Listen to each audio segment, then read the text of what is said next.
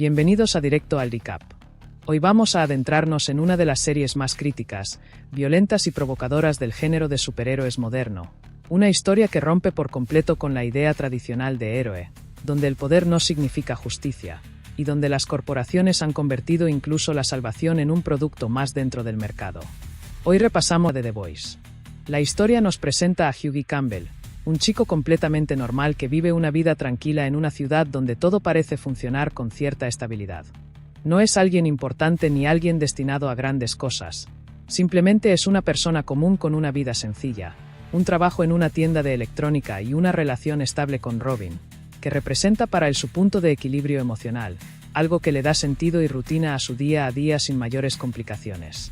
Pero ese equilibrio se rompe de la forma más abrupta posible, porque en este mundo los superhéroes existen de verdad, aunque no funcionan como la gente cree.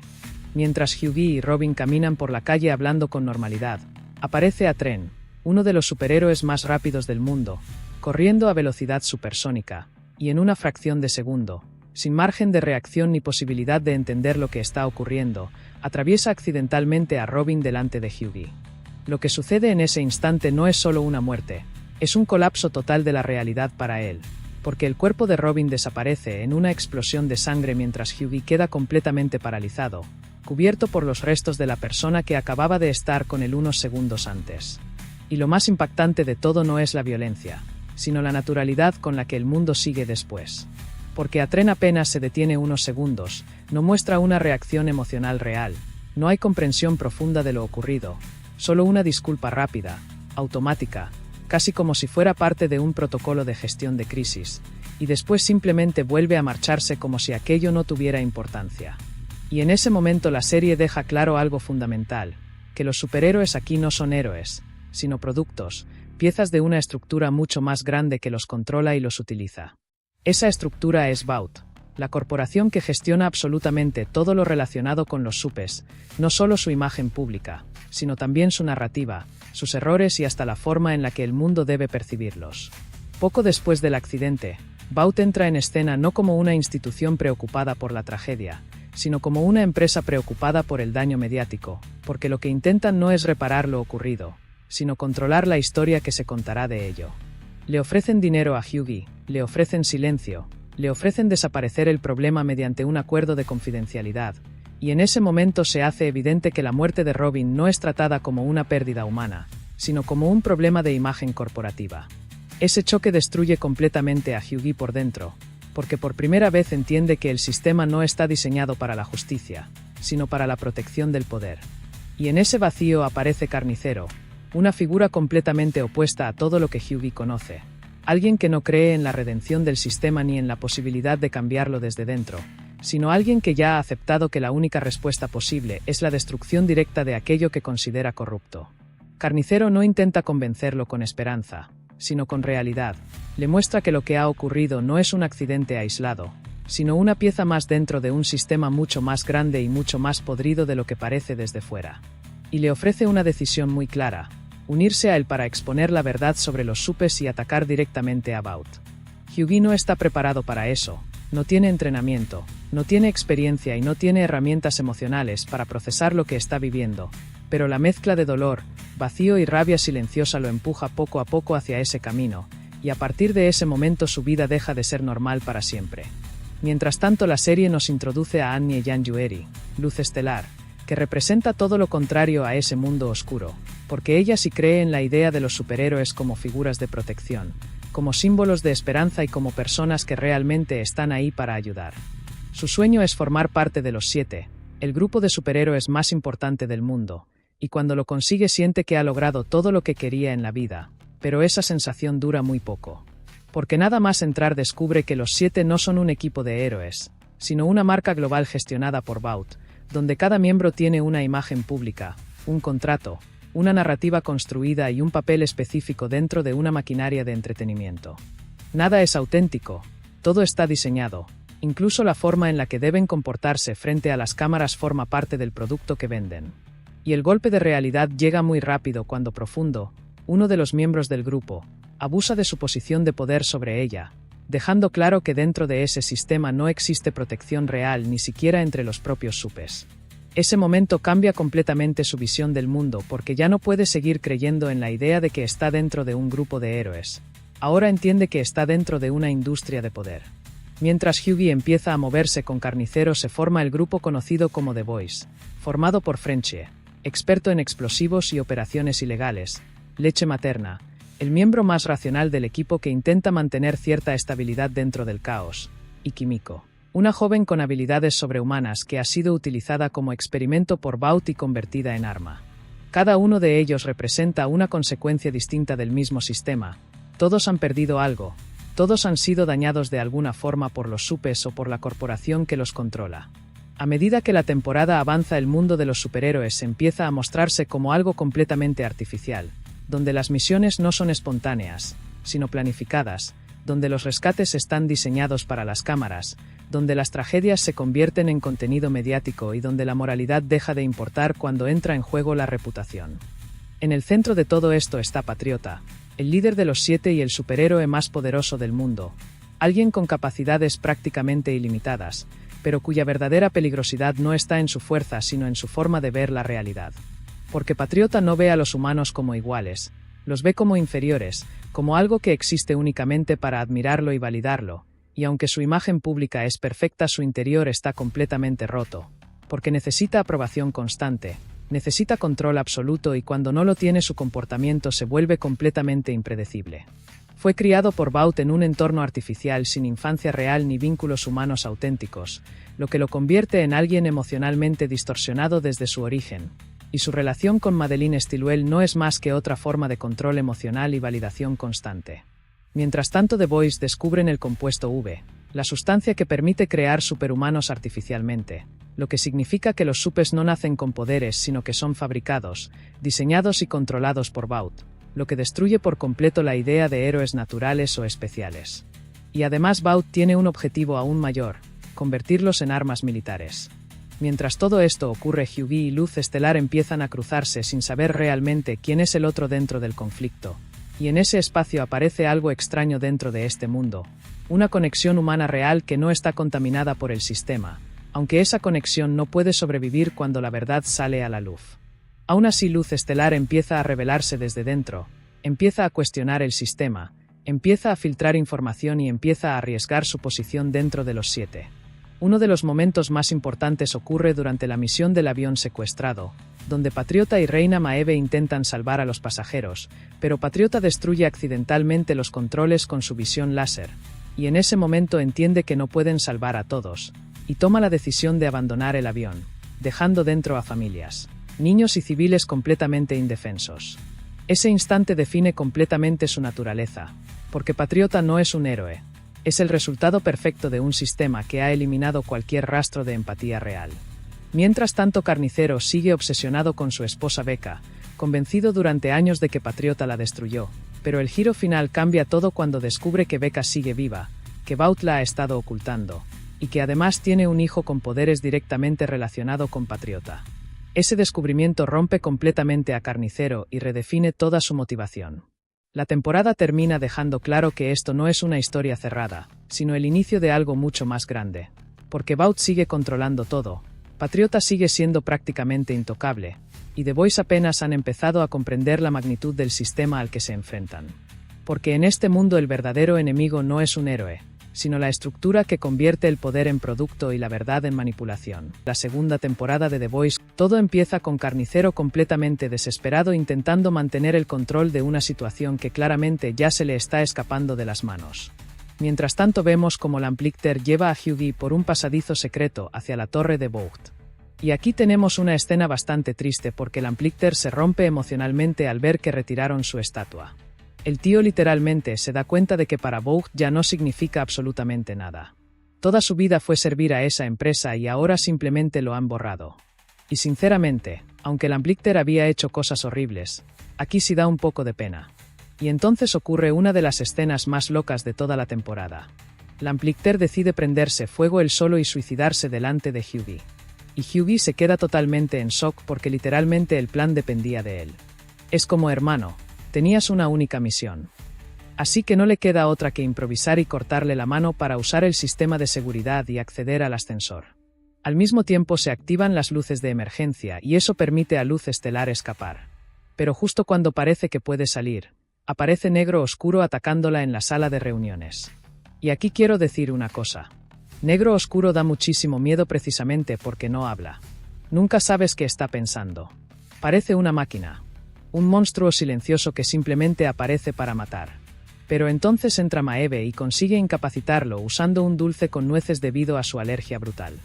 Y esta escena me encanta porque demuestra que incluso los supers más peligrosos tienen debilidades absurdamente humanas. Luego Maeve le quita la epinefrina para impedir que se cure y básicamente lo deja fuera de combate. Después Hughie y Luz Estelar consiguen liberar al Lamplighter usando precisamente la mano cortada del propio Lamplighter. Y sí, dicho así suena completamente ridículo, pero en esta serie ya estamos acostumbrados a cosas así. Más tarde Leche Materna le reprocha a Hughie la muerte del Lamplighter, mientras Carnicero intenta convencer a Mallory de que todavía controla la situación. Pero sinceramente ya se nota que todo está explotando por todas partes. Luego tenemos una conversación importantísima entre Carnicero y su madre. Ella le cuenta que su padre está muriéndose y que pensaba que verlo débil le ayudaría a cerrar heridas emocionales. Pero no funciona. Y aquí entendemos muchísimo mejor por qué Carnicero es como es. El hombre literalmente se construyó a partir del odio. Lleva toda su vida alimentando esa rabia. Y honestamente creo que mucha gente pasa por alto algo importante de Carnicero. Él no quiere curarse. Porque si sana emocionalmente siente que pierde el motivo para seguir adelante. Su odio es prácticamente su combustible. Mientras tanto Profundo y Atren ven las noticias donde Eag le acusa a la iglesia de haber filtrado un vídeo íntimo suyo después de negarse a alejarse de su madre. Y aquí se rompe definitivamente la amistad entre ellos. Toda esta trama de la iglesia del colectivo me sigue pareciendo de las cosas más turbias de la temporada. Luego llega una de las escenas más impactantes de toda la serie. Durante la audiencia judicial, Patriota ordena encontrar a Luz Estelar mientras todo el equipo observa desde la guarida. Entonces Vogelbaum aparece para testificar contra Vogt. Y de repente, sin previo aviso, la cabeza del juez explota. Luego explota la cabeza de Vogelbaum. Después empiezan a explotar cabezas por toda la sala. Y la primera vez que ves esta escena es completamente surrealista. Porque no entiendes qué demonios está pasando. Todo se convierte en caos absoluto. Sangre por todas partes. Gente corriendo. Los Seven completamente paralizados. Y aquí quiero decir algo. Esta escena es probablemente una de las mejores escenas de shock de toda la televisión moderna. Porque nadie se esperaba eso. Absolutamente nadie. Mallory evacúa rápidamente a Newman y todo el mundo queda traumatizado. Mientras tanto Carnicero se marcha furioso porque otra vez su plan no ha salido como esperaba. Después vemos un anuncio propagandístico del gobierno junto a Patriota enseñando medidas escolares contra supervillanos. Y esta escena da muchísimo mal rollo porque básicamente están normalizando que un super pueda entrar a una escuela y masacrar niños en cualquier momento. Luego Newman y Mallory presionan al secretario Robert Singer mientras intentan encontrar pruebas contra Vogt. Pero Singer propone más compuesto V como solución. Y aquí vemos otro tema constante de The Voice, la corrupción absoluta del poder político. Mientras tanto los chicos preparan armas específicas contra cada super. Pulsos electromagnéticos para Stormfront. Nueces para Negro Oscuro. Epinefrina para el corazón de Atren. Y esto me encanta porque demuestra que no pueden ganar por fuerza bruta. Solo sobreviven porque usan inteligencia. Por otro lado, Stormfront intenta tranquilizar a Patriota diciéndole que todo tiene solución. Y aquí vemos algo muy interesante. Patriota realmente confía en Stormfront. Muchísimo más de lo que confía en cualquier otra persona. Y sinceramente creo que Stormfront es probablemente la única persona que llegó a manipular emocionalmente a Patriota de verdad. Porque entendía exactamente qué decirle. Más tarde Luz Estelar admite que ya no pueden seguir jugando limpio. Y Hughie le cuenta finalmente el trauma que tiene con su madre. Cómo los abandonó cuando era pequeño. Cómo eso marcó toda su vida. Y sinceramente, Hughie es probablemente el personaje más humano de toda la serie. Porque no es un héroe perfecto. No es valiente constantemente. Tiene miedo. Se equivoca. Duda de sí mismo. Pero aún así sigue adelante. Luego Atren aparece inesperadamente y entrega información secreta sobre Stormfront como pago por haberle salvado la vida. Pero además deja claro que también lo hace porque odia profundamente a Stormfront por racista. Y aquí vemos algo interesante. Atren no se vuelve buena persona de repente. Sigue siendo egoísta. Sigue queriendo volver a los Seven. pero por primera vez empieza a entender que él también puede ser descartado por Vought. Después Carnicero se reúne con Edgar. Y madre mía qué pedazo de personaje es Stan Edgar. Este hombre da más miedo que muchos supers sin tener poderes. Edgar le explica que Ryan es la única arma real contra Patriota. Y además admite que convirtieron a Stormfront en un icono mediático únicamente porque vendía bien el compuesto V. Y aquí viene una frase brutal. Cuando Carnicero le pregunta por qué no está furioso con Stormfront, Edgar responde que enfadarse es un lujo de blancos. Y sinceramente esa línea tiene muchísimo peso. Porque Edgar entiende perfectamente cómo funciona el mundo. Él no actúa por emociones. Solo por negocio. Luego Carnicero acepta un trato. Si consigue recuperar a Ryan, Vought esconderá a Becca y al niño lejos de Patriota. Mientras tanto Becca le suplica a Carnicero que salve a Ryan y evite que termine convirtiéndose en otro Patriota. Y esto es importantísimo porque Becca entiende algo que muchos olvidan. Ryan todavía puede elegir qué clase de persona quiere ser. Después vemos a Patriota intentando conectar emocionalmente con Ryan en la cabaña. Y esta parte me parece increíblemente incómoda. Porque Patriota realmente quiere ser querido por su hijo, pero no sabe cómo hacerlo de manera sana. Intenta enseñarle a usar los poderes. Intenta despertar su visión láser diciéndole que piense en alguien a quien odie.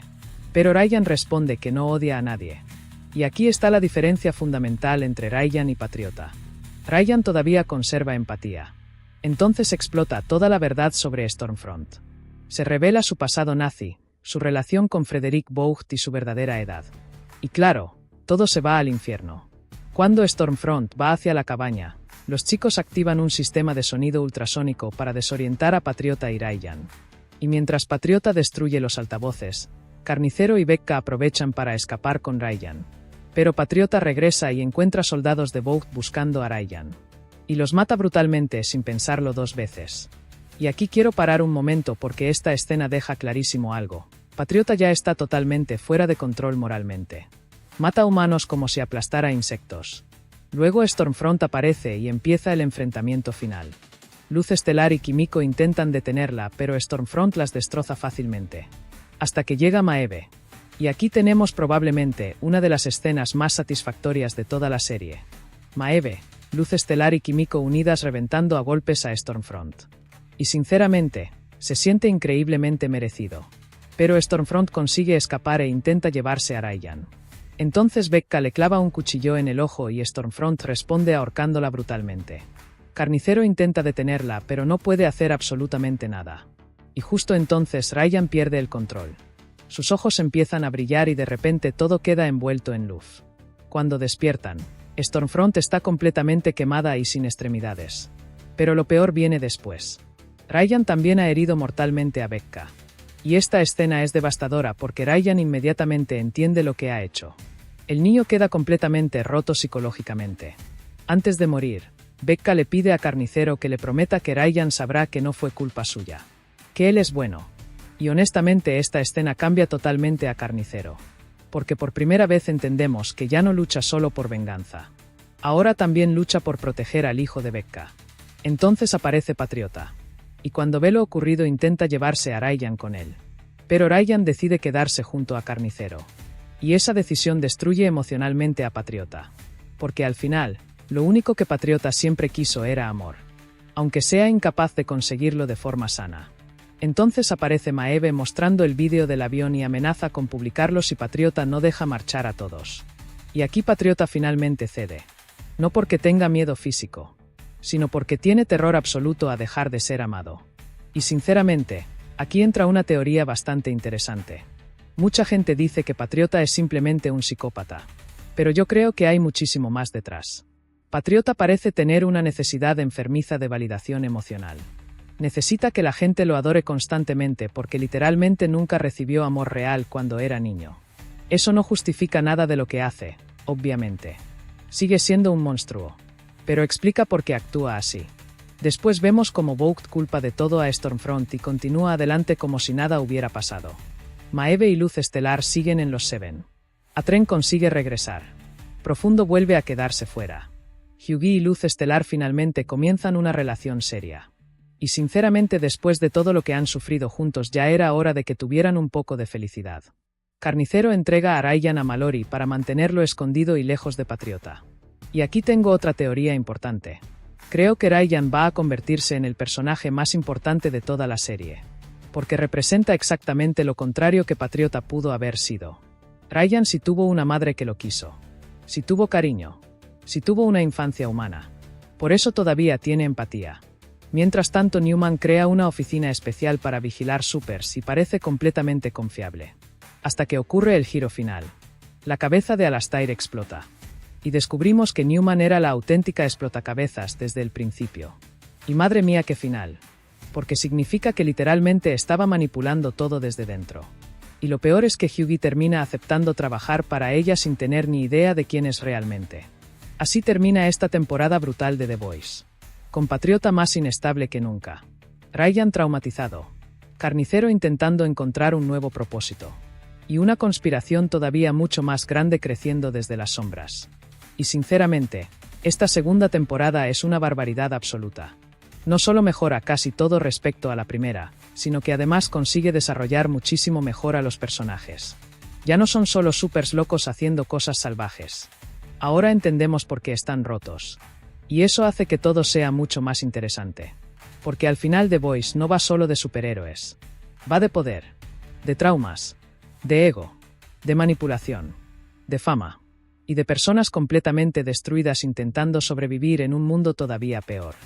Nos metemos de lleno en una temporada donde todo explota por los aires. Alianzas rotas, traiciones, nuevas drogas capaces de dar poderes y un Patriota más descontrolado que nunca.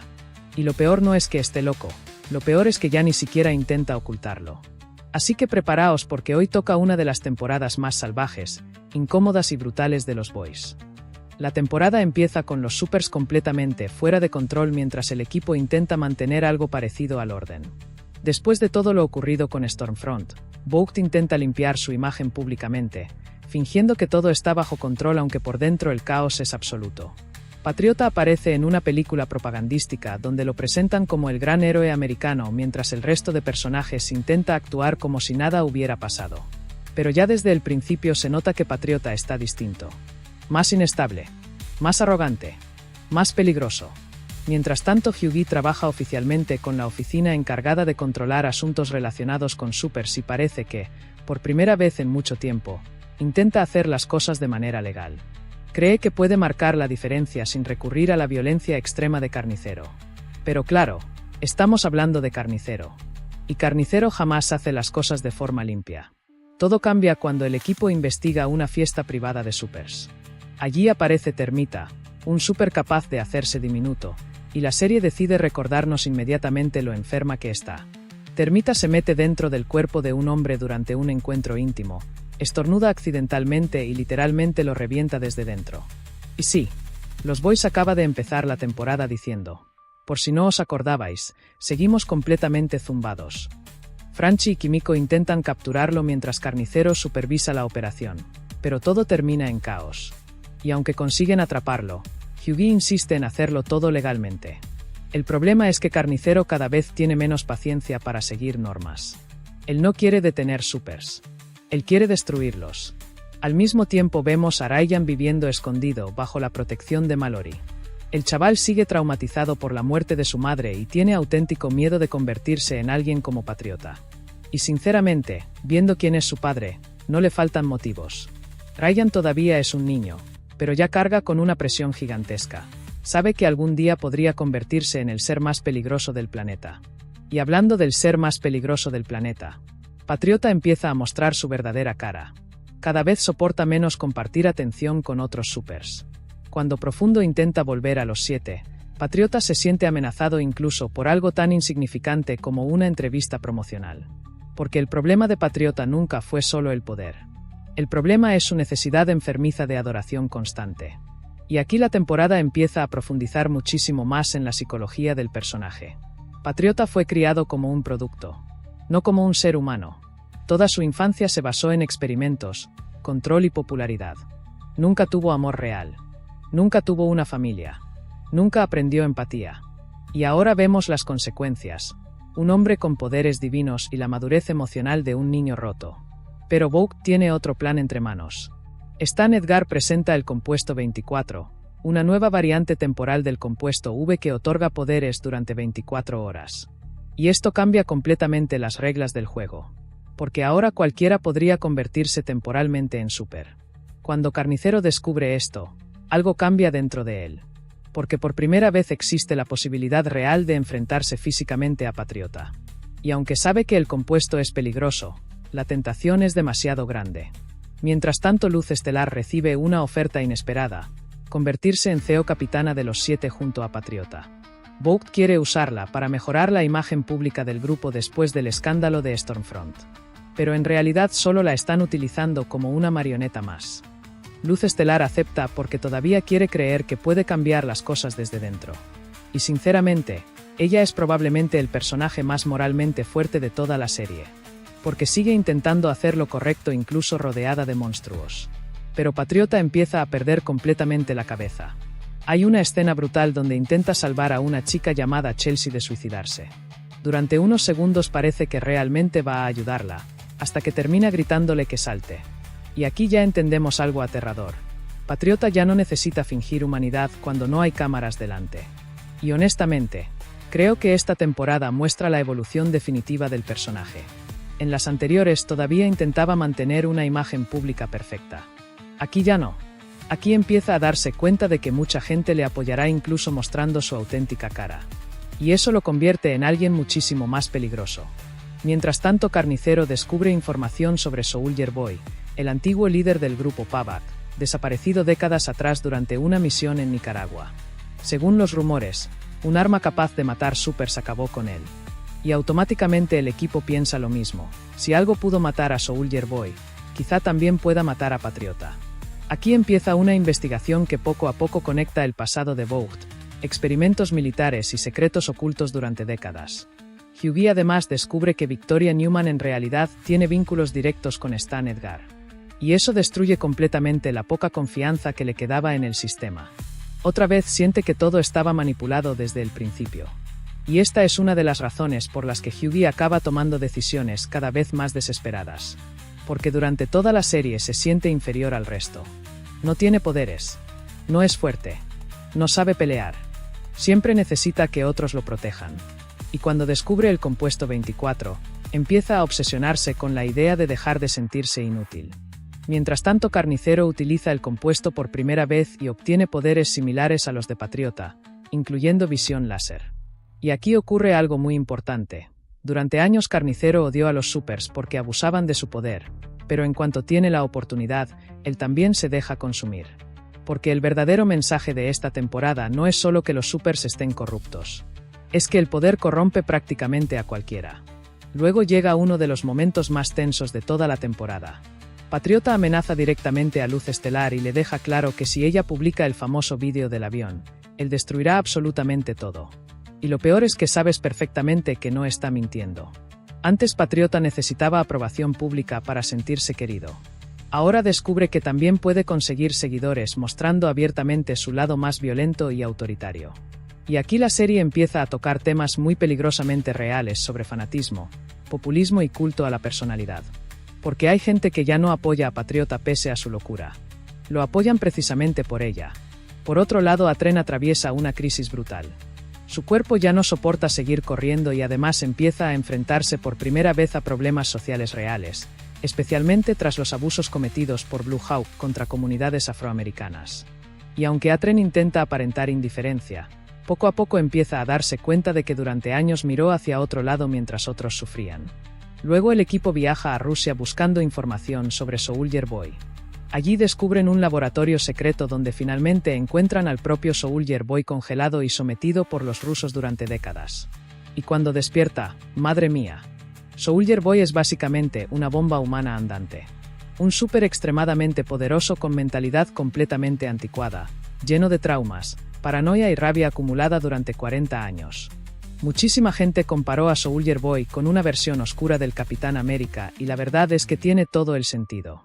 Porque mientras Capitán América representa el ideal heroico americano, Soulja Boy representa la versión realista: ego, abuso, violencia y patriotismo tóxico.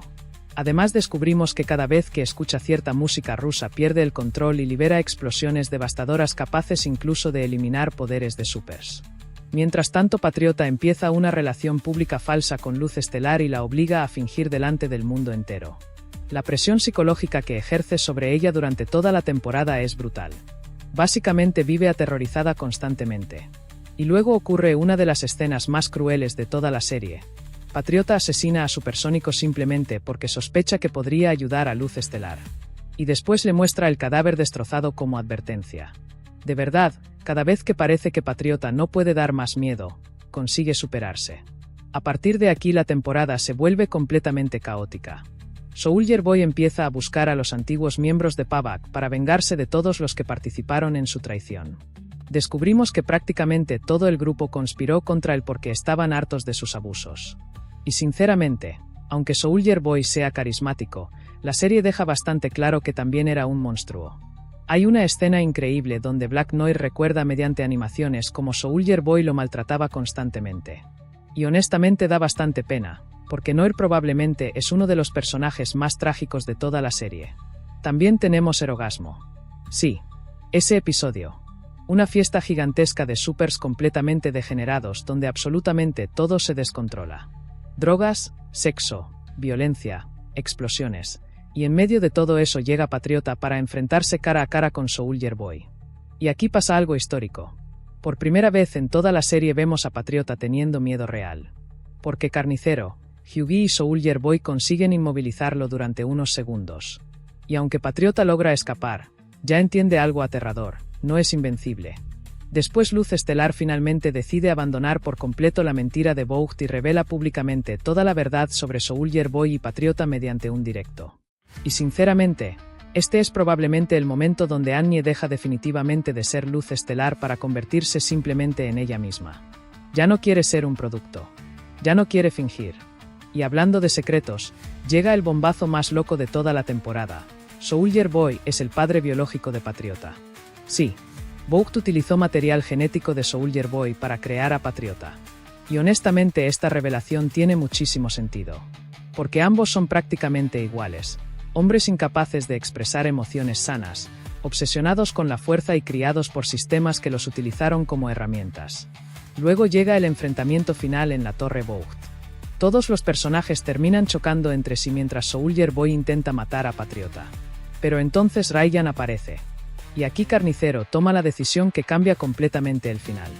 Porque aunque odia a Patriota más que a nadie, no puede permitir que Ryan muera. Así que termina enfrentándose a Soldier Boy. Y esto me parece súper importante narrativamente. Porque demuestra que, en el fondo, todavía queda humanidad dentro de Carnicero. Muy enterrada, sí. Pero sigue ahí. Finalmente consiguen derrotar a Soldier Boy utilizando Novichok y Maeve se sacrifica lanzándose con él por la ventana mientras explota. Después descubrimos que el abuso del compuesto 24 está matando lentamente a Carnicero. Le quedan apenas unos meses de vida. Y sinceramente, creo que esto encaja perfectamente con su personaje. Porque Carnicero siempre ha vivido consumido por el odio. Y al final ese odio literalmente lo está destruyendo por dentro. La temporada termina de manera increíblemente inquietante. Patriota presenta públicamente a Ryan como su hijo delante de una multitud de seguidores. Un hombre del público les grita insultos y Patriota directamente le revienta la cabeza con visión láser delante de todos. Y nadie huye. Nadie grita. La multitud empieza a aplaudir. Y Ryan sonríe. Y ahí termina todo. Y honestamente, creo que ese final es uno de los más terroríficos de toda la serie. Porque ya no hablamos simplemente de un supervillano loco. Hablamos de una sociedad entera dispuesta a justificar cualquier atrocidad mientras venga de alguien a quien admiran. Y Ryan sonriendo da muchísimo miedo porque significa que todavía está a tiempo de convertirse en algo bueno, o en algo incluso peor que Patriota. Y hasta aquí la tercera temporada de Los Boys. Una temporada muchísimo más oscura, más salvaje y más incómoda que las anteriores. Aquí ya no quedan héroes perfectos. Todo el mundo está roto de alguna manera. Carnicero se está consumiendo, Hughie empieza a perderse a sí mismo, Luz Estelar abandona por fin la mentira de Vought y Patriota ya ha dejado claro que no piensa esconder su monstruo interior nunca más. Pero lo peor de todo es que ahora tiene seguidores que lo aman precisamente por eso. En este universo, incluso las universidades tienen secretos que deberían estar enterrados. La primera temporada de Gen V, el spin-off de The Boys, donde la nueva generación de supers no solo compite por fama y gloria, sino que literalmente estudia en una institución construida sobre mentiras, experimentos y un secreto que puede cambiarlo todo: el bosque. La historia arranca en la prestigiosa Universidad Godolkin, el lugar donde Vogt entrena a los futuros héroes del país. Allí conocemos a Mari Moreau, una joven que ha conseguido una beca completa para entrar en la élite de los supers. Mari no es una chica cualquiera. Tiene el poder de manipular la sangre, algo extremadamente potente y extremadamente difícil de controlar. Su sueño, como el de muchos otros estudiantes, es convertirse en una heroína famosa, salir en anuncios, ser adorada por el público, lo típico en un mundo donde la fama pesa más que la moral. Desde el primer día Mari ya se da cuenta de que la universidad no es lo que parece. Todo está diseñado como un reality show constante. Rankings de popularidad, pruebas públicas, clases donde no importa aprender a salvar vidas, sino cómo quedar bien ante las cámaras. Aquí no se entrena a héroes, se fabrican productos. Mari comparte habitación con Emma, una chica amable, algo insegura, pero con un poder bastante peculiar. Puede encogerse hasta tamaños diminutos. Emma intenta ayudar a Mari a adaptarse, enseñándole el campus y explicándole cómo funciona todo. Pero también deja claro algo importante. Aquí no sobrevive el más fuerte, sino el más popular. Pronto conocemos a los reyes del campus: Luke Riordan, más conocido como Golden Boy, el estudiante estrella destinado a entrar en los 7, su novia Kate, que tiene poderes de manipulación mental, y su mejor amigo André Anderson, hijo de un antiguo héroe famoso, con control del metal. Este grupo lo tiene todo: fama, privilegios y un futuro asegurado, o eso parece. Mari intenta encajar, pero sus poderes no encajan en ningún molde bonito. Manipular sangre no es exactamente el tipo de habilidad que Vogt quiere vender al público infantil. Aún así, es aceptada en clases de actuación y control de imagen, aunque claramente está fuera de lugar. Desde el principio se nota que algo raro ocurre con Golden Boy. Luke empieza a tener episodios de ansiedad, visiones de un bosque oscuro, y una sensación constante de que algo no está bien dentro de la universidad. Nadie le toma demasiado en serio, pero él insiste en que hay algo oculto bajo la superficie. Mientras tanto, Mari empieza a integrarse poco a poco en el grupo popular. Asiste a fiestas, conoce los entresijos del sistema y descubre que todo gira alrededor de contactos, seguidores y reputación. Aquí no importa salvar vidas, importa cuántas cámaras te siguen mientras lo haces. Pero todo se rompe la noche en la que André, intentando impresionar a los demás, provoca accidentalmente la muerte de una persona durante una fiesta. El caos estalla, y Mari, usando sus poderes, consigue evitar que una mujer muera desangrada en plena calle. Este acto la convierte instantáneamente en una figura viral. Y aquí es donde la universidad muestra su verdadera cara. En lugar de castigarla o investigar lo ocurrido, Vogt convierte el incidente en marketing. Mari pasa de ser una estudiante más a una estrella emergente. De repente todos la quieren, todos la buscan, todos la utilizan. Y eso incluye a la nueva decana, Indira Sethi. Indira se presenta como una figura comprensiva, alguien que quiere ayudar a los estudiantes a gestionar sus traumas y sus poderes. Pero poco a poco se va revelando que su interés por Mari no es tan inocente. Quiere saber qué ocurrió realmente con Luke, porque Luke sabía algo relacionado con un lugar llamado el bosque. Mientras Mari asciende en popularidad, André empieza a investigar por su cuenta la extraña muerte de Golden Boy. Porque Luke no murió como dijeron los medios. Luke explotó, literalmente. Y eso no encaja con un simple suicidio o accidente. A la vez, Kate empieza a perder el control de su propio poder, manipulando recuerdos y emociones de otros estudiantes sin que nadie lo note. Y Emma empieza a sufrir humillaciones públicas cuando se descubre que su forma de encogerse está relacionada con conductas alimenticias. La universidad convierte incluso el trauma en entretenimiento. Poco a poco, el grupo empieza a descubrir que Luke no estaba loco. Sus visiones eran reales. Había un lugar oculto bajo la universidad donde se realizaban experimentos con supers.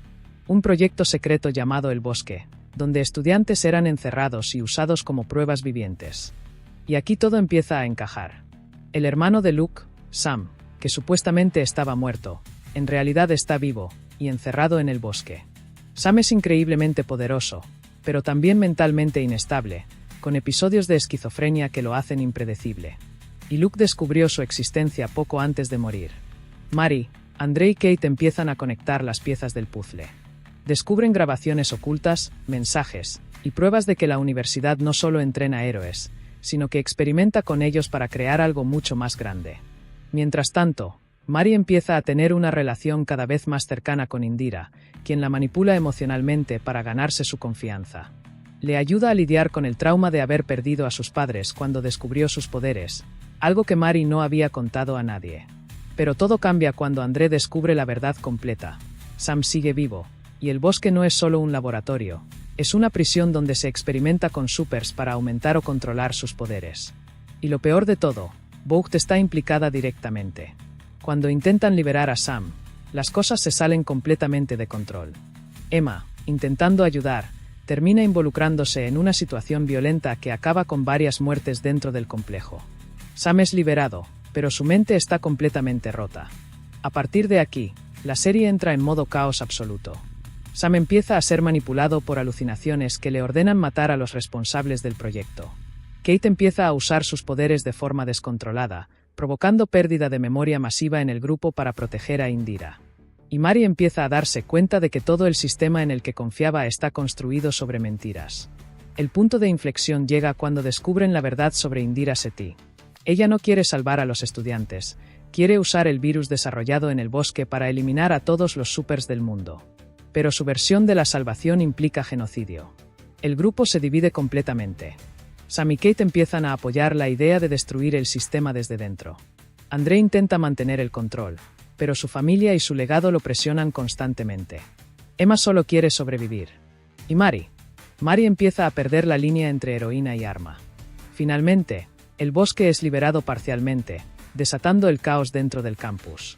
Estudiantes inocentes mueren, otros pierden el control de sus poderes, y la universidad se convierte en una zona de guerra. Y en medio de todo esto, Mari despierta una nueva habilidad. No solo controla la sangre, puede convertirla en armas a gran escala, sin límite aparente. Un poder que la convierte en algo extremadamente peligroso. El enfrentamiento final ocurre cuando todo el sistema colapsa. Vought interviene para cubrir el desastre, pero ya es demasiado tarde. La verdad sobre el bosque empieza a filtrarse, aunque intentan controlar la narrativa. Al final, Mari, Sam y Emma son presentados públicamente como los guardianes de Godolkin, una versión manipulada de la historia para convertir el desastre en propaganda. Pero lo cierto es que ninguno de ellos ha salido realmente ileso. Sam y Kate abrazan una ideología radical contra los humanos normales. André queda atrapado entre su familia y la verdad. Emma está completamente traumatizada. Y Mari entiende por primera vez que ser una heroína en este mundo no significa salvar vidas, sino sobrevivir a quien controla la historia. La temporada termina con una sensación muy clara. Esto no era una universidad. Era un laboratorio. Y los estudiantes no eran alumnos, eran experimentos. Y lo peor es que el bosque no era el final del proyecto. Era solo el principio. Y así termina la primera temporada de Gen V. Una historia que empieza como una serie juvenil de supers y termina demostrando que en el universo de The Voice, la verdadera monstruosidad nunca viene de los poderes, sino de quienes los diseñan, los controlan y los venden al público. Ahora la pregunta no es quién será el próximo héroe. La pregunta es quién va a sobrevivir cuando todo esto vuelva a explotar. Cuarta temporada de The Voice. Empezamos la historia con una tensión que se corta con un cuchillo. La CIA, que ya no sabe qué hacer para controlar el desastre de los supers, le encarga a los chicos una misión que huele a funeral desde el segundo 1. Tienen que asesinar a Victoria Newman de una vez por todas antes de que se acerque más al despacho oval. Pero claro, estamos en esta serie y aquí nada, absolutamente nada, sale según lo previsto. El plan salta por los aires de la forma más turbia posible cuando son descubiertos por la hija de Newman, Zoe. Y ojo con la niña, que resulta que tiene unos tentáculos llenos de dientes saliendo de la boca que ríete tú de las pesadillas de cualquier película de terror. El grupo tiene que salir por patas mientras intentan procesar que la amenaza no es solo la madre, sino toda la descendencia. Mientras los chicos huyen, nos encontramos con el bueno de Carnicero, nuestro carnicero de confianza, que está en una situación límite. Al tío le quedan apenas 6 meses de vida por culpa del compuesto V temporal que se estuvo metiendo, y como no tiene nada que perder, la cabeza le empieza a jugar malas pasadas. En medio de este caos personal, se reencuentra con un viejo colega de armas, Hugh Kessler. Carnicero quiere reclutarlo para montar un plan final, una última bala de plata para acabar con todos los supers de la faz de la Tierra antes de que él mismo acabe en un ataúd. Por otro lado, en la torre de Vought, las cosas no están mucho mejor. Tenemos a El Patriota, que está sufriendo una crisis de los 50 que ya la quisiera cualquier mortal.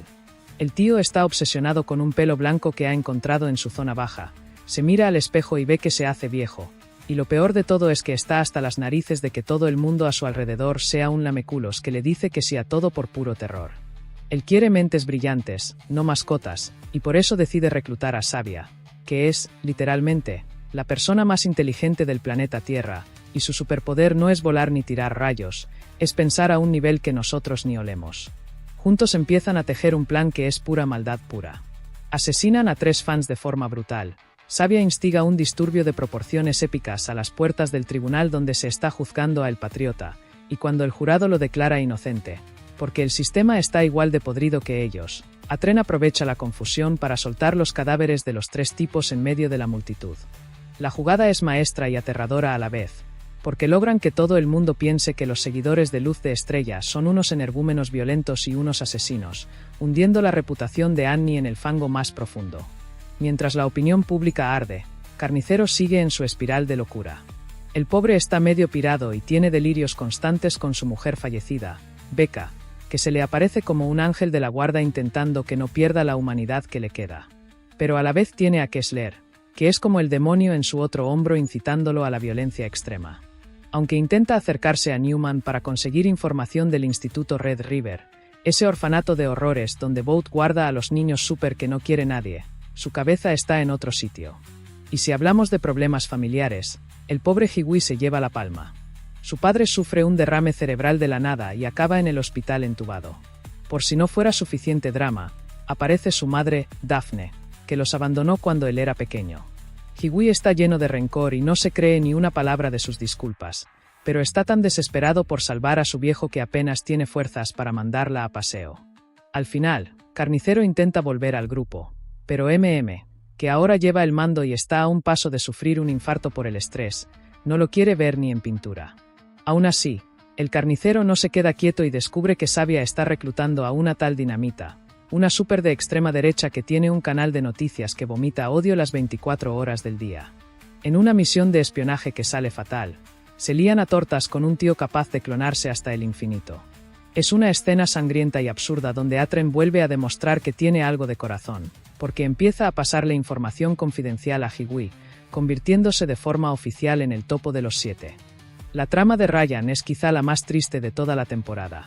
El Patriota y Sabia deciden que ya es hora de que el chaval debute en el mundo del espectáculo y le organizan un rescate público totalmente guionizado. Pero Ryan no es un psicópata, o al menos todavía no. El chaval siente empatía, duda, se siente mal por mentir. Su padre, viendo que el niño es demasiado blando, lo obliga a matar a un especialista disfrazado para que pierda el miedo a la sangre. Es un momento que te deja mal cuerpo, porque ves cómo están rompiendo la inocencia de un niño para convertirlo en un monstruo a imagen y semejanza de su padre. Mientras esto ocurre, en las oficinas de Boat, Sabia toma el control total como nueva CEO y humilla a Ashley constantemente, dejándola relegada a ser poco más que una secretaria que limpia sus desastres. Carnicero, por su parte, planea con Kessler drogar a Ryan para secuestrarlo y alejarlo de la influencia del Patriota, pero al pasar tiempo con él, hablando de sus sentimientos y del recuerdo de Becca, se le ablanda el corazón y decide abortar la misión. Es en este punto donde empezamos a sospechar que algo raro pasa con Kessler, porque se cabrea de una forma que no es normal. Paralelamente, Franchi y Kimiko están viviendo su propio calvario. Están en una misión para destruir una célula terrorista, pero Franchi está tan drogado y lleno de culpa por su pasado como asesino que empieza a tener alucinaciones.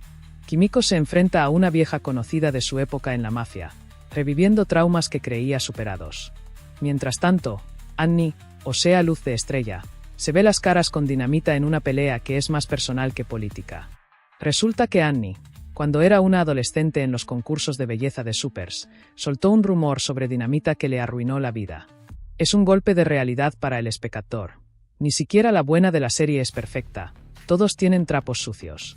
Y la cosa se pone aún más cruda cuando el Patriota, en un alarde de sadismo puro, decide visitar el laboratorio subterráneo donde pasó su infancia.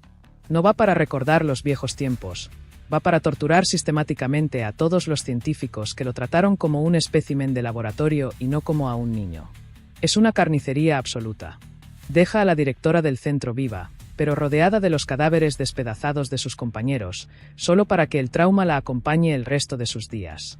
Llegamos a uno de los momentos más lacrimógenos de la temporada, la muerte del padre de Hiwee. El chaval, en un acto de desesperación absoluta, consigue una dosis de compuesto V puro. Quiere salvar a su padre a toda costa, aunque Daphne le advierte de los riesgos. Al final es ella quien se lo inyecta cuando Hiwee se queda dormido por el cansancio. El padre se despierta, parece que todo es un milagro, pero el quinto en un cuerpo anciano y dañado es una bomba de relojería. El hombre empieza a atravesar paredes, a perder la cabeza y a matar gente sin querer porque no controla su fuerza ni su densidad molecular. Hiwee tiene que aceptar que su padre ya no está ahí y le ayuda a morir en una escena que te rompe el corazón en 1000 pedazos. Mientras tanto, en el mundo de los supers, Dinamita suelta la bomba definitiva en televisión. Revela que Annie abortó hace años. Esto destruye la imagen de Santa de Luz de Estrella ante el público conservador y hace que el presidente Seeger le dé la espalda, rompiendo su alianza secreta. Y aquí es donde la ciencia ficción se mezcla con el horror corporal. Carnicero descubre que el compuesto V que se inyectó para intentar curarse no lo ha sanado, sino que ha creado un parásito inteligente dentro de su cuerpo. Este bicho es el que tomó el control y mató al Super Ezequiel de forma brutal cuando Carnicero estaba inconsciente. Y lo más fuerte de todo, descubrimos que Hugh Kessler murió hace años en el desierto. Todo este tiempo, el amigo con el que Carnicero hablaba era una alucinación creada por el parásito y su propia mente rota. A pesar de esto, Carnicero decide seguir adelante con el plan del virus. Se enteran de que existe un patógeno capaz de matar supers y sacan a Stan Edgar de la cárcel para que los guíe hasta una granja secreta. Allí se encuentran con ovejas y gallinas mutadas por el quinto que son auténticas máquinas de matar. En medio del caos, usan la última muestra del virus para salvarse, pero el Dr. Summersack desaparece. En realidad, Carnicero lo ha secuestrado y lo tiene encerrado en un sótano, obligándole a replicar el virus para crear una versión tan potente que pueda extinguir a toda la raza de supers de un plumazo. El tramo final de la temporada es un no parar. Se infiltran en una fiesta organizada por Tech Knight, un super que es básicamente una parodia oscura de Batman y Spider-Man pero con fetiches muy turbios. Hiwee acaba en una mazmorra sexual sufriendo lo indecible hasta que Kimiko y Annie aparecen para rescatarlo. Allí descubren que el plan de Sabia es usar esas instalaciones para encerrar a los disidentes en campos de concentración.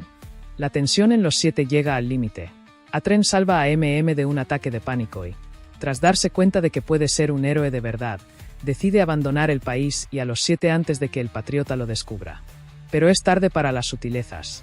Ryan, harto de que su padre lo use como un trofeo, sabotea un evento benéfico y suelta un discurso a cámara diciendo la verdad, lo que provoca la furia total del patriota. Cuando el niño se entera por Mallory de que su padre violó a su madre y que él es fruto de un acto atroz, pierde el control de sus poderes y mata a Grace sin querer, huyendo despavorido y dejando a Carnicero destrozado. El final es, sin duda, lo más épico que hemos visto en años. Un super cambiaformas se infiltra en el grupo haciéndose pasar por Annie.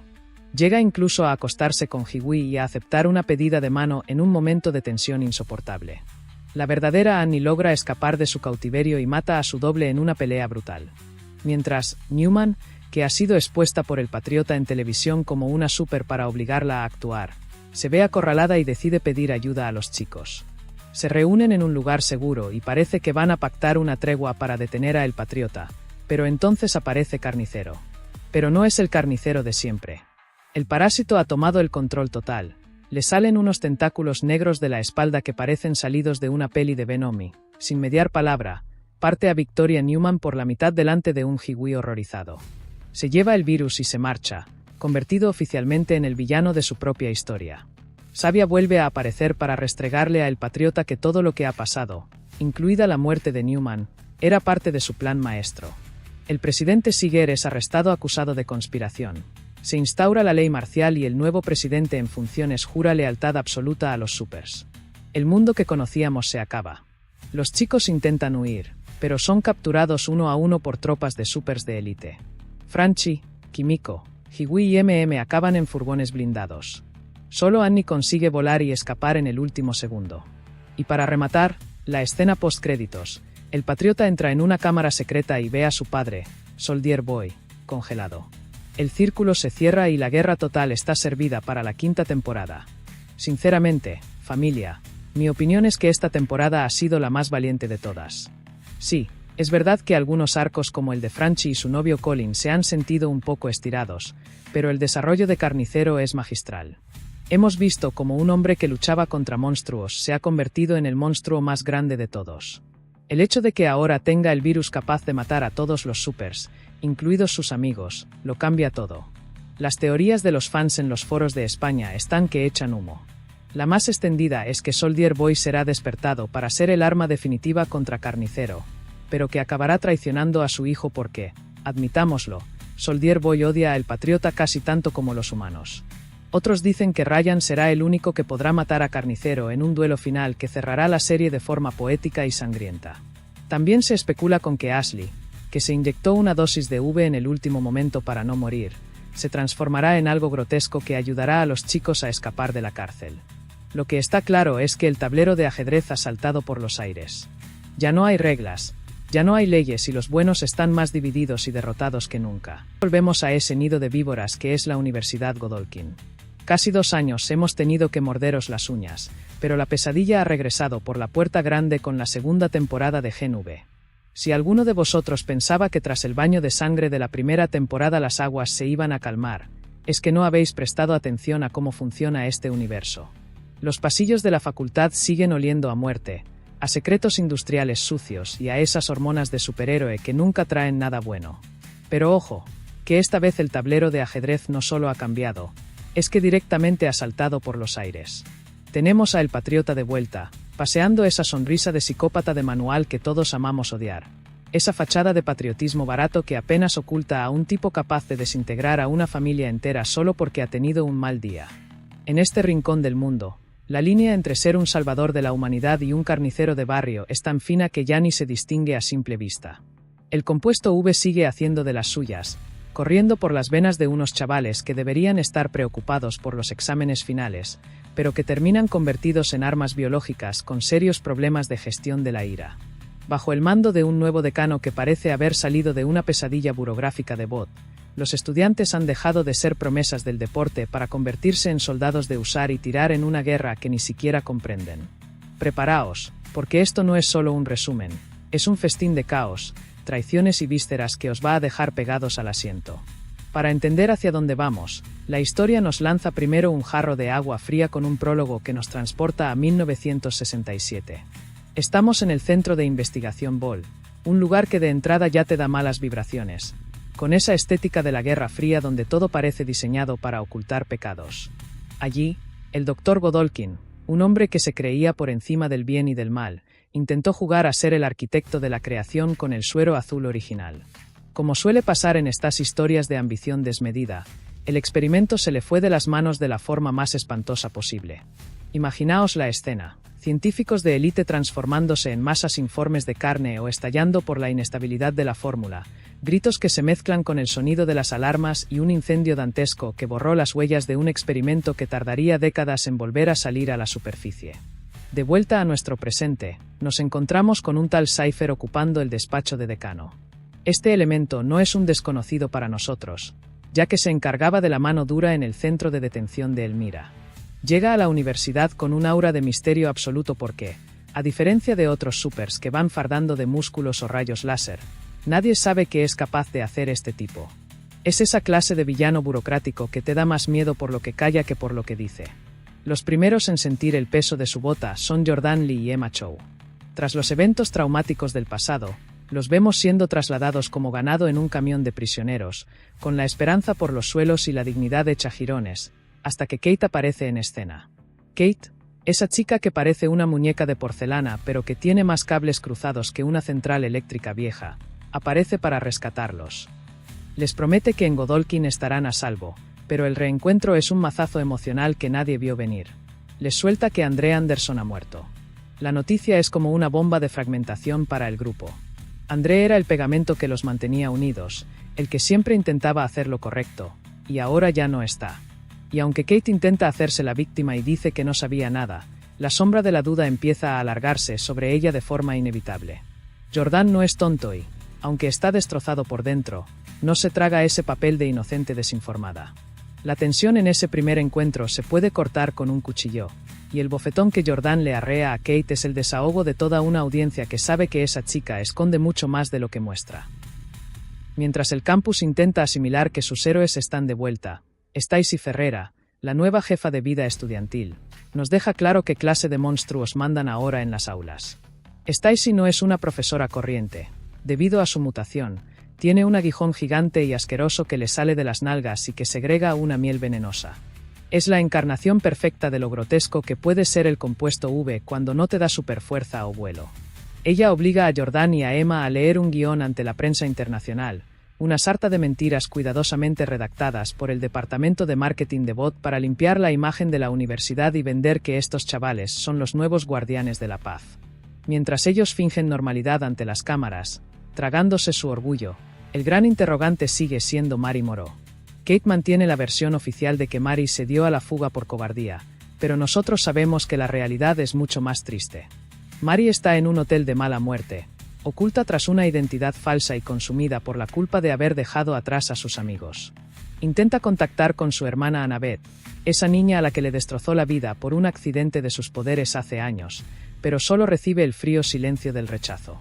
En un arrebato de heroísmo mal calculado, Mary sale de su escondite para defender a unos seguidores de Luz Estelar que están siendo acosados por matones fascistas que apoyan a El Patriota. Mary usa sus poderes de sangre de una forma mucho más agresiva y cruda que antes. Ya no solo lanza proyectiles, ahora desgarra y manipula con una precisión quirúrgica que asusta.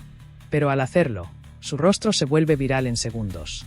Cuando parece que la corporación Bot la tiene acorralada, aparece la mismísima Luz Estelar. Annie, que ya ha dejado atrás el disfraz de purpurina de los 7 para convertirse en la cara visible de la resistencia, rescata a Mary de un enfrentamiento contra un tal Doc Nut que casi termina en carnicería total. Luz Estelar no está allí para dar palmaditas en la espalda, está allí para reclutar a la mejor arma que tiene. Le revela que existe el proyecto Odessa, un programa secreto fundado por el propio Thomas Godolkin que podría ser la clave para destruir el imperio de Bot desde dentro. Mary, que solo quería una vida tranquila y el perdón de su hermana, se ve obligada a volver a la boca del lobo como una espía doble, aceptando un trato con el diablo para intentar salvar lo poco que le queda de alma. De vuelta en el campus, el decano Cypher juega al gato y al ratón con nuestros protagonistas de forma magistral. Le entrega a Mary el historial médico de André, un documento que dice que el chaval tenía el cerebro lleno de microdesgarros por usar sus poderes magnéticos. Según Cypher, André era un suicida que se mató a sí mismo por usar demasiado su don, pero Mary huele la manipulación a kilómetros. Es el clásico juego de Bot, culpar a la víctima para que nadie mire al verdugo. Mientras tanto, Kate se recupera en el hospital con el cráneo lleno de cicatrices y un brazo menos, pero su mente sigue siendo un arma de destrucción masiva. Sam Riordan, que está pasando por un proceso de inestabilidad mental brutal, va a visitarla y presencia algo que le hiela la sangre. Kate es capaz de poseer el cuerpo de otras personas incluso estando en un estado de semiconsciencia. Vemos a una enfermera poseída por Kate atacando a su propia compañera con una violencia animal, dejando claro que Kate está muy lejos de ser la víctima indefensa que quiere aparentar. En el campus, Emma Cho decide que ya está bien de ser la comparsa y se une a Polarity, el padre de André, para investigar qué demonios es realmente el proyecto Odessa. Polarity está hundido en la miseria y el alcohol, pero Emma le convence de que la mejor forma de honrar a su hijo es prenderle fuego a Godolkin desde los cimientos. Juntos se cuelan en el despacho de un viejo héroe retirado, Rememberer, un tipo patético que vive de recuerdos empolvados. Emma, usando su carisma y una nostalgia que roza lo cruel, consigue que les dé acceso a la biblioteca privada de Thomas Godolkin. Allí descubren un pasadizo secreto tras una estantería falsa que les lleva a una cámara acorazada que parece detenida en el tiempo. Lo que encuentran dentro cambia las reglas del juego para siempre. Documentos que prueban que Bot lleva décadas experimentando con embriones humanos inyectándoles compuesto V puro directamente en el útero materno. El objetivo era crear especímenes perfectos, seres que no fueran humanos con poderes, sino deidades desde el primer segundo de vida. Y aquí viene el bombazo que nos dejó a todos con el corazón en un puño. Solo 2 sujetos sobrevivieron a este proceso extremo. El primero fue el Patriota, el experimento que salió perfecto en poder pero podrido en ética. Y el segundo, nada menos que nuestra Mary Moreau. Mary no es una chica con un poder de sangre curioso. Es la culminación de un proyecto de eugenesia diseñado para ser el contrapeso o el reemplazo directo del líder de los 7. Es, literalmente, la hermana de sangre de El Patriota en términos de creación. Con esta verdad quemándoles en las manos, el ambiente en la universidad se vuelve irrespirable. Jordan Lee, que ha sido nombrado el número 1 del ranking, está harto de ser el títere de una corporación que asesina a sus amigos sin pestañear. En la gran gala de inauguración del año académico, ante todos los inversores de BOT, las cámaras de televisión en directo y una multitud que espera un discurso vacío, Jordan decide que es el momento de prender la mecha. Agarra el micrófono y, en lugar de leer las mentiras motivadoras que le habían preparado, empieza a escupir verdades que cortan como cristales. Revela ante millones de espectadores que André no murió por un accidente, sino por la negligencia criminal de una universidad que sabía que sus poderes le estaban matando y no hizo nada para detenerlo. Denuncia que el ataque a Kate fue una farsa montada por la propia BOT para culpar a los seguidores de Luz Estelar y justificar un estado policial. Y para rematar, confiesa su propia participación en la rebelión, dinamitando su posición, su carrera y su seguridad en un acto de valentía absoluta.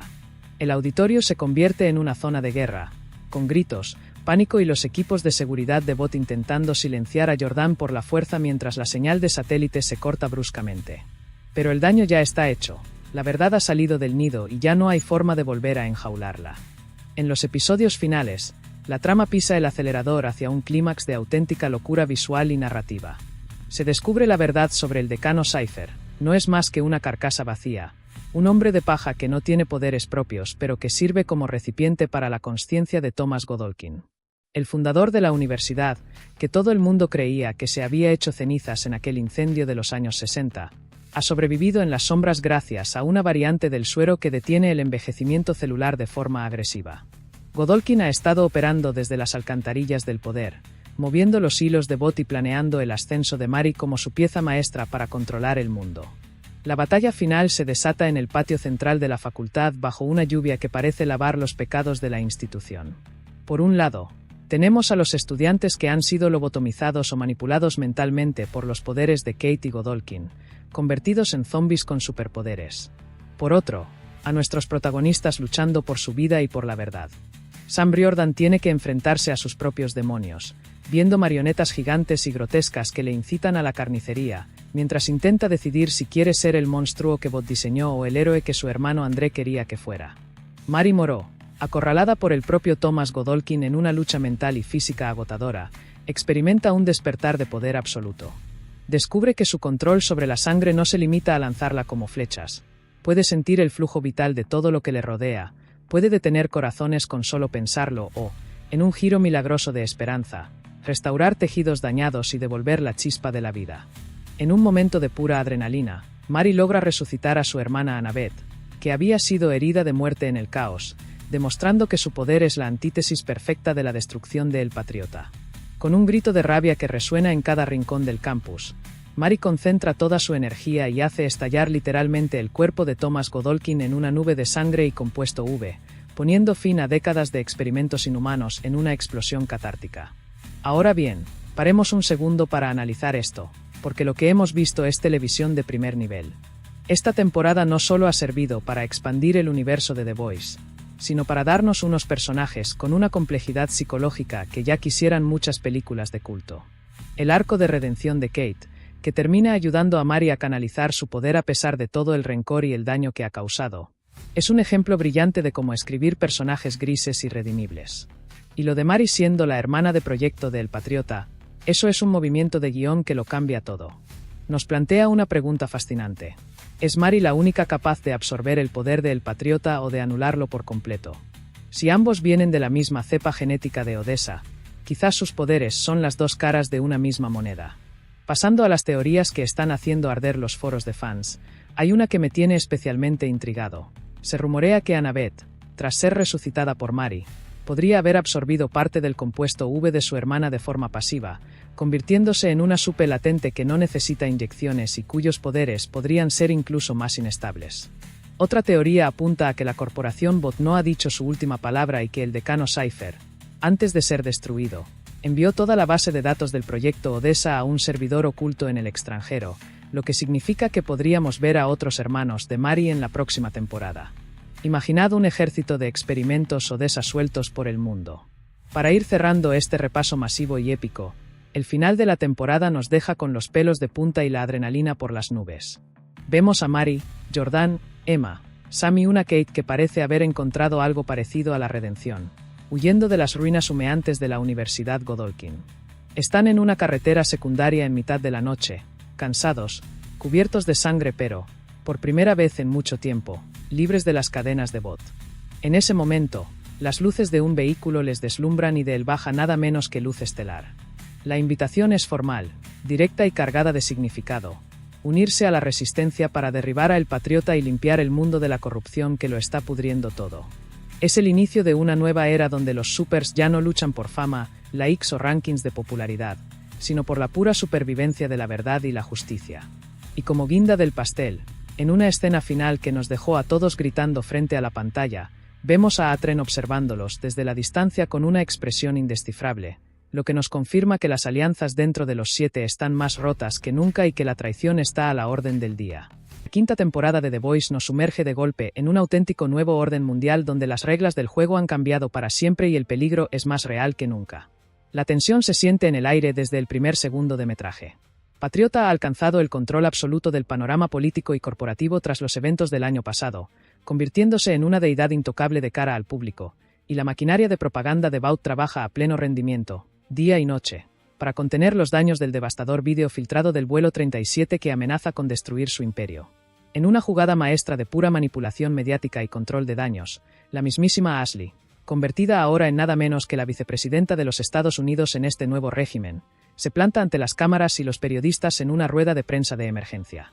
Con una frialdad corporativa pasmosa y sin pestañear, Ashley miente descaradamente asegurando que el trágico metraje de los pasajeros abandonados a su suerte en el avión fue creado íntegramente mediante inteligencia artificial por grupos extremistas que buscan desestabilizar el país. Mientras tanto, en los pasillos más oscuros y blindados del poder, la hermana sabia y patriota discuten los siguientes pasos de su retorcido plan de dominación global. La furia del líder de los 7 es ciega, destructiva y ya no conoce límites, exigiéndole a su consejera sin rodeos que quiere ver ejecutados de inmediato a Hiwi, Leche Materna y Frenchy para decapitar la resistencia de una vez por todas y borrar cualquier rastro de oposición. La situación para nuestros protagonistas es completamente desesperada, despojados de sus armas y atrapados en la crudeza del campamento Libertad 47, un campo de internamiento de máxima seguridad diseñado por Vought donde la supervivencia se mide minuto a minuto y la dignidad humana no existe. El ambiente dentro de los barracones es asfixiante, un auténtico nido de supers inestables y peligrosos. Vemos a Frenchy moviéndose de forma clandestina en el mercado negro del campo, traficando con mercancías y suministros médicos para conseguir analgésicos básicos y mantener una mínima ventaja de supervivencia entre los muros, mientras Hiwi se ve obligado a reaccionar de forma violenta al golpear a un hombre que lo vigila y acosa constantemente en los pasillos, advirtiéndole con la mirada de que se cuide la espalda en ese infierno si quiere salir vivo. La violencia estalla en cada rincón de este recinto sin ley. En medio del caos diario, Leche Materna se ve envuelto en una pelea cuerpo a cuerpo salvaje y sangriento contra otros prisioneros en un intento desesperado por defender su vida y mantener un mínimo de orden en su barracón para que no los maten a todos mientras duermen. Justo cuando la trifulca termina y los ánimos se calman a duras penas, Leche Materna y Frenchy se asoman con horror por la ventana del barracón solo para presenciar una escena dantesca en el patio, viendo como el brutal Lofsositz machaca a golpes y sin ninguna piedad a otro recluso indefenso, dejando claro que en ese lugar la fuerza bruta es la única ley que impera y que están rodeados de monstruos sádicos que disfrutan con el sufrimiento ajeno. Es en este escenario de absoluto colapso de la resistencia donde reaparece Carnicero, cuya introducción en esta temporada final es sencillamente magistral, densa y cargada de una tremenda potencia dramática. Carnicero camina pesadamente y entra en la decadente casa de su padre solo para descubrir una terrible y silenciosa verdad que le golpea con la fuerza de un camión en lo más profundo de su ser. Su madre ha fallecido recientemente, y su progenitor, con total indiferencia y el alma rota, le confiesa que ni siquiera supo cómo contactarlo para que pudiera asistir al funeral debido a su vida como fugitivo. La atmósfera de la habitación se vuelve densa, incómoda, cargada de reproches del pasado y fantasmas familiares que nunca se fueron. Al clavar la mirada en un viejo trofeo de mago polvoriento que hay sobre un mueble, los dolorosos recuerdos de la infancia afloran, dando pie a una tensa y emotiva conversación sobre su difunto hermano Lenny, abriendo de par en par esas viejas heridas que marcaron a fuego el destino de Carnicero. En un momento de inesperada y conmovedora vulnerabilidad, Carnicero se quiebra por dentro y abraza con fuerza a su padre deprimido.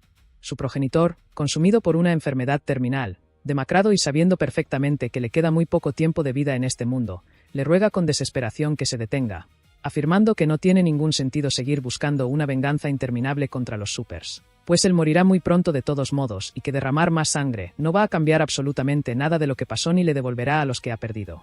Pero la respuesta de Carnicero es lapidaria, escalofriante y cargada de ese oscuro nihilismo que define su personalidad, al confesarle mirándolo a los ojos con total frialdad que él no quiere cambiar y que arderá con el mundo si es necesario. Analizando este arranque tan potente, los guionistas han estado impecables al lograr un equilibrio perfecto entre el drama psicológico íntimo y la gran escala de la tensión política global. Utilizar el recuerdo de Lenny desde el primer instante en la trama de Carnicero no es una casualidad en absoluto. Es el ancla emocional perfecta que justificará todas las decisiones extremas que el personaje tomará más adelante y mantendrá a la audiencia pegada a la pantalla especulando sobre su redención. Además, ver a los miembros de la Resistencia rebajados a prisioneros desamparados en un campo de concentración eleva las apuestas a un nivel nunca antes visto en la serie, demostrando que Vought ha ganado la primera batalla y que ya no juega a esconderse detrás de las campañas de relaciones públicas de las temporadas anteriores, lo que genera una retención brutal desde el inicio. La chispa de la rebelión definitiva y el clímax de este primer bloque se enciende en las sombras de las propias instalaciones de la corporación Vought. Annie, camuflada astutamente bajo el disfraz de dinamita para pasar desapercibida, logra infiltrarse en el centro de control del escenario principal donde Patriota está dando un pomposo e hipócrita discurso motivacional ante los accionistas mayoritarios de la empresa. La tensión se dispara al máximo cuando, en los pasillos traseros del recinto, se desata un combate frenético, violento y coreografiado al milímetro entre Annie y Negro Oscuro, quien intenta por todos los medios frenar el hackeo informático de los sistemas de emisión. En pleno directo, mientras el líder de los 7 habla con egolatría, los ojos se le iluminan de ira pura al ver que la gran pantalla del escenario empieza a proyectar el devastador vídeo real del vuelo 37 ante los ojos de todo el mundo, desatando el pánico. Esta brutal distracción en la sede central es el catalizador perfecto en el exterior, donde el grupo aprovecha el desconcierto para ejecutar un audaz, caótico y sangriento plan de fuga del campamento Libertad 47. La acción en el campo de internamiento se vuelve visceral y destructiva, con los prisioneros rebelándose en masa contra los guardias en un estallido de adrenalina que culmina con el rescate exitoso de Hiwi, Leche Materna y Frenchy. El grupo de The Boys vuelve a estar unido y en libertad en el exterior, listos para la última misión. Pero el mundo que conocían ya ha cambiado por completo y la verdadera guerra final acaba de comenzar. Tras este rescate tan adrenalínico, la situación se vuelve todavía más caótica y desesperada, porque el tablero político y superheroico salta por los aires cuando una sombra del pasado regresa para amenazar el control absoluto de Vought. La gran amenaza se materializa con el inesperado e impactante regreso de Soulja Boy a la ecuación, un factor completamente desestabilizador que obliga tanto a Patriota como a The Boys a replantearse sus estrategias de supervivencia. Al verse libre de su letargo, este viejo espécimen de la vieja guardia no viene con ganas de mediar, sino de recuperar lo que considera suyo, sembrando el terror en las filas corporativas.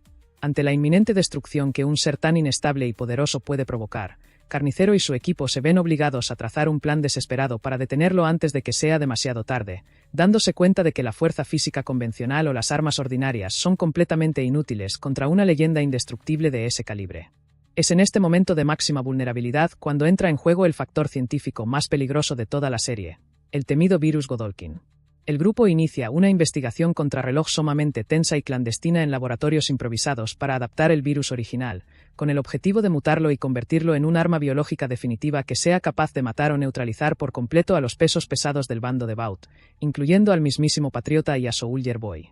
Las escenas en las que Frenchy manipula las muestras biológicas están cargadas de un suspense asfixiante, ya que un solo error en la dosificación o un fallo de contención erradicaría no solo a los objetivos, sino a cualquier portador de compuesto V en la Tierra.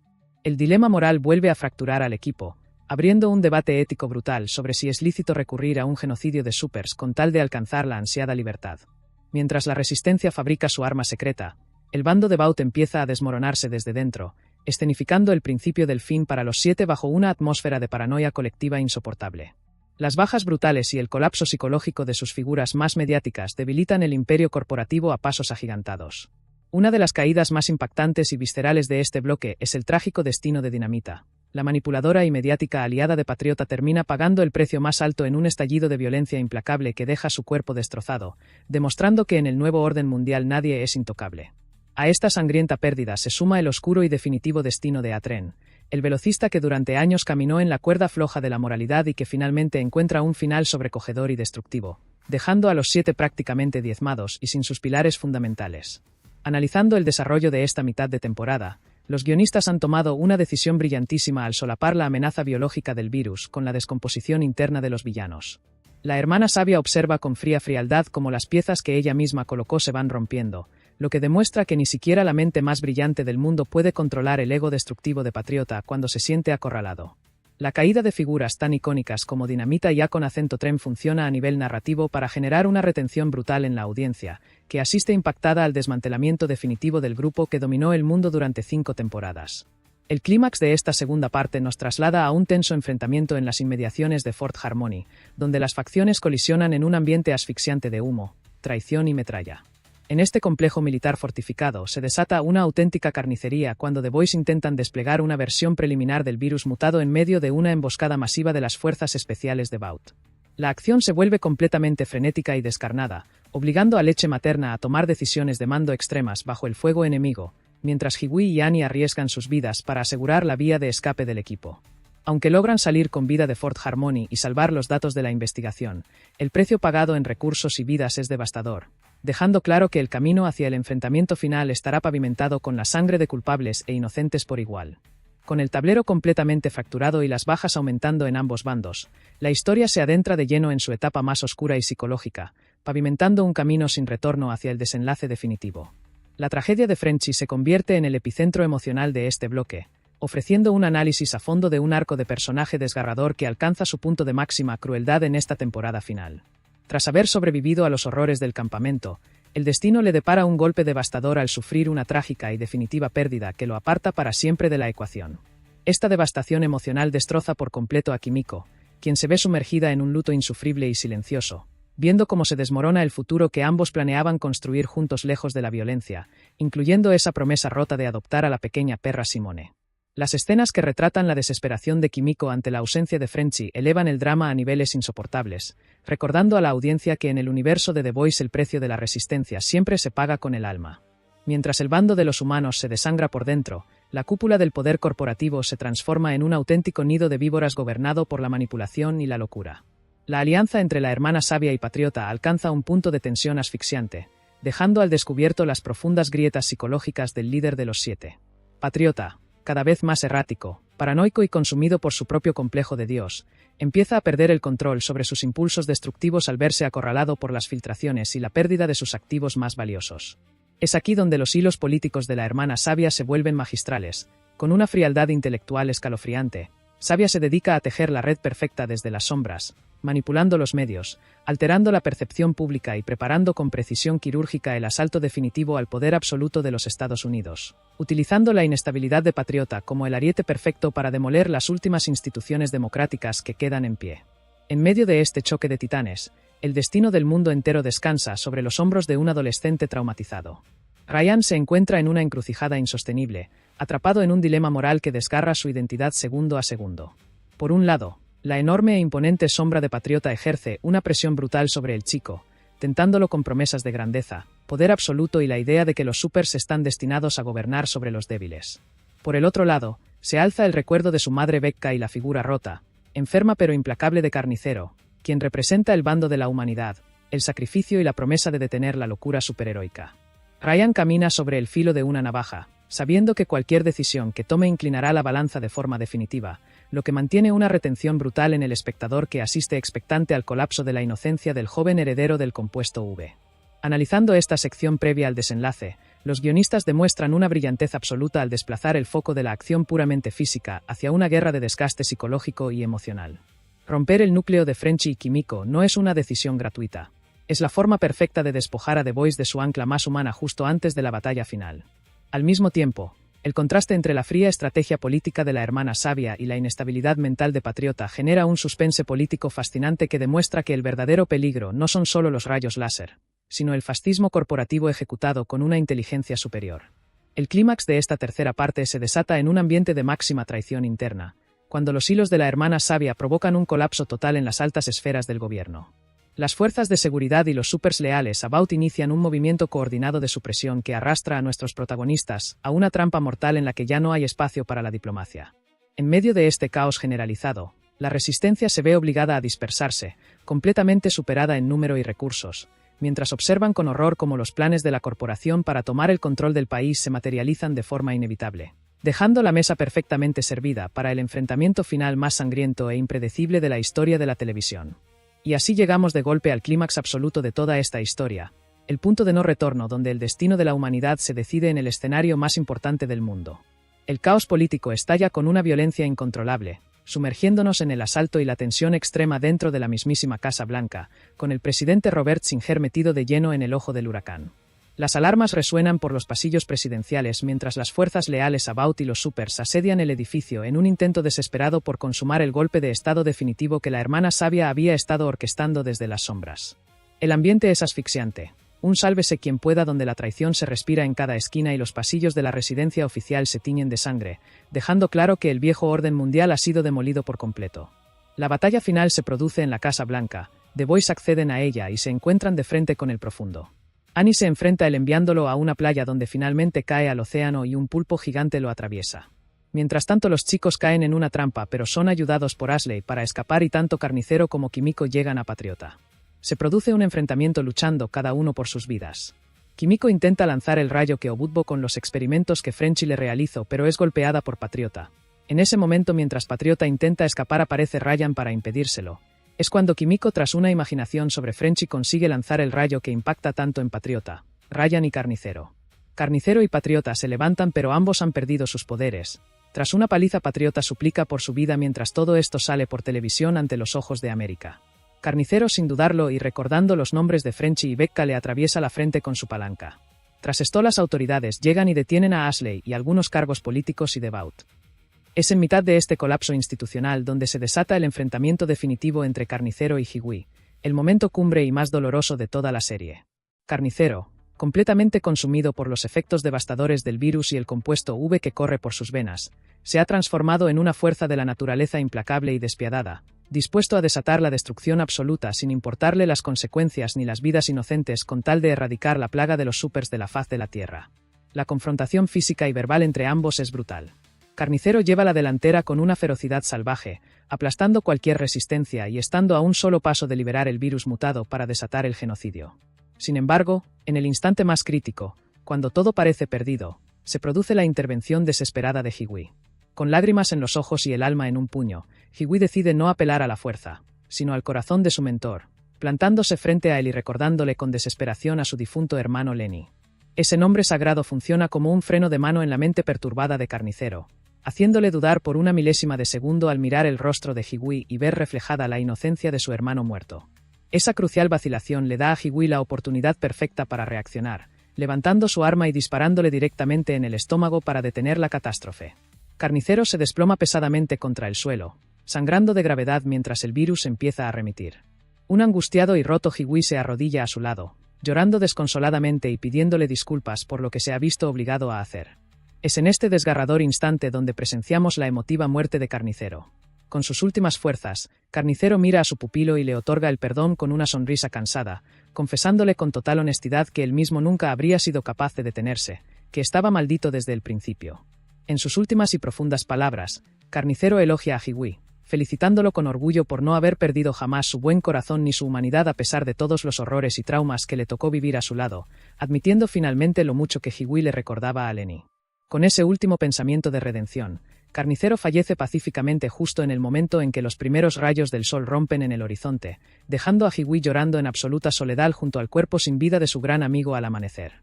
Analizando este desenlace para Carnicero, los guionistas han firmado un cierre poético y perfecto para el personaje más complejo de la serie. Evitar que Carnicero muriera como un villano genocida y permitirle ese instante de lucidez gracias al recuerdo de Lenny es un triunfo narrativo brutal que recompensa la fidelidad del espectador. El contraste entre el caos sangriento de la Casa Blanca y la intimidad desgarradora de este sacrificio final genera una retención tremenda, demostrando que el verdadero núcleo de The Boys nunca fueron los superpoderes, sino la lucha desesperada por mantener la humanidad intacta frente a la monstruosidad. Y de esta manera, con el sol naciendo sobre el cuerpo sin vida de Carnicero, las armas se silencian y la mayor guerra de la historia de los supers llega a su fin, dándonos paso al emotivo epílogo y cierre definitivo de The Boys.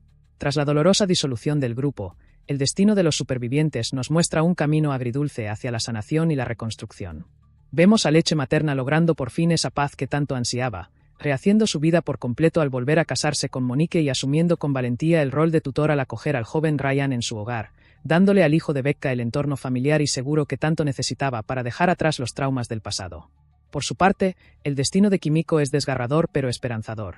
La vemos viajando hacia Francia en un intento desesperado por lidiar con el luto insufrible tras la muerte de Frenchy, llevando consigo a Simone, la perra que ambos habían prometido adoptar juntos. Aunque las heridas en el alma de Kimiko siguen abiertas y el dolor por la ausencia de su gran amor la acompaña en cada paso, este viaje representa su primer intento de mirar hacia el futuro. Para Hiwi y Annie, el final de esta pesadilla marca el inicio de un nuevo comienzo totalmente alejado de la oscuridad corporativa. Robert Singer, tras salir libre de prisión y ser restituido con todos los honores como el legítimo presidente de los Estados Unidos, se pone en contacto directo con Hiwi para hacerle una oferta irrechazable: dirigir la Oficina Federal de Asuntos Superhumanos, completamente reabierta para regular el nuevo panorama mundial. Sin embargo, demostrando una madurez brutal, Hiwi rechaza el puesto por completo, eligiendo dejar atrás las agencias gubernamentales para vivir una vida normal. Pasamos entonces a ver la nueva tienda de audio que Hiwi posee y gestiona felizmente junto a Annie, un refugio de paz donde descubrimos el detalle más emotivo de todo el cierre. Annie está embarazada de una niña a la que han decidido llamar Robin, un hermoso y conmovedor homenaje en honor a la difunta exnovia de Hiwi, cerrando así el círculo de una historia que empezó, precisamente, con una tragedia en una acera. El plano final nos regala una imagen icónica y poética, con Hiwi observando con una sonrisa llena de orgullo y paz como Annie se eleva y sale volando hacia el cielo para seguir combatiendo el crimen a su manera.